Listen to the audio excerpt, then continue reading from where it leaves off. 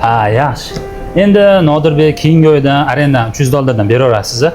Aka, o'zi endi 2 oy bo'lgan bo'lsa ish boshlaganimda. Svet suv soliqlardan orttirib zo'rg'a $200 sizga chiqarib beryapman.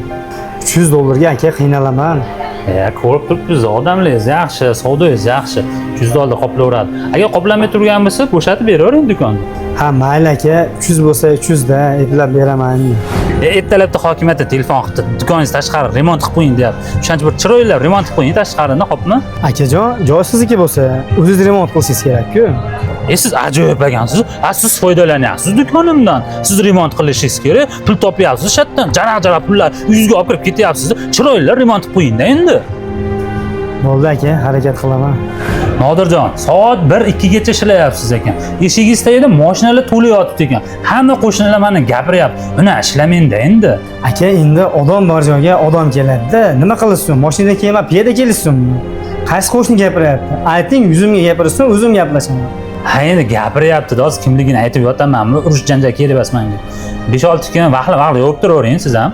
Aka, men sizga tushunmayaptim. 6 oy bo'lmasdan $500 arendaga chiqaryapsiz. Ishlarimga aralashyapsiz, remont qildiryapsiz. Aka, nima qiladi? Do'konni bo'shatib ketaymi? Ana endi kallangiz ishladida, uka. Bo'shating mana shu do'konni. Bo'ldi aka, 2 kunda bo'shatib ketaman do'koningizni. Tezlashing, davay. Shuhrat, Ma'lummi? opalarga qarab qo'y. Bo'ldi, xo'p.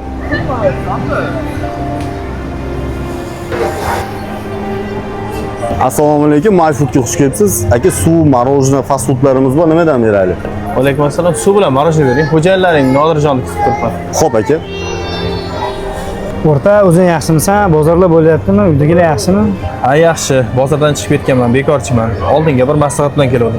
Tinchlikmi? Nima bo'ldi, o'rta? Haligi bozorda oldidagi joying bor-ku, o'shani olib men ham fast food qilmoqchiman. Nima maslahat berasan? Bozor oldidagi? Ha, u joyimizni arendator o'g'liga fast food ochib bergandik-ku.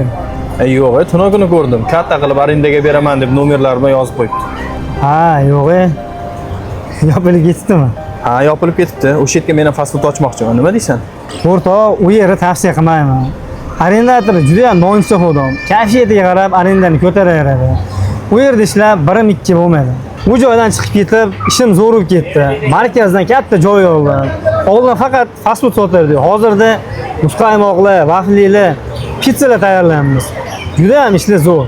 Ishni yaxshi bo'lishida, bo'lmasligida arendatorning hissasi katta ekanda.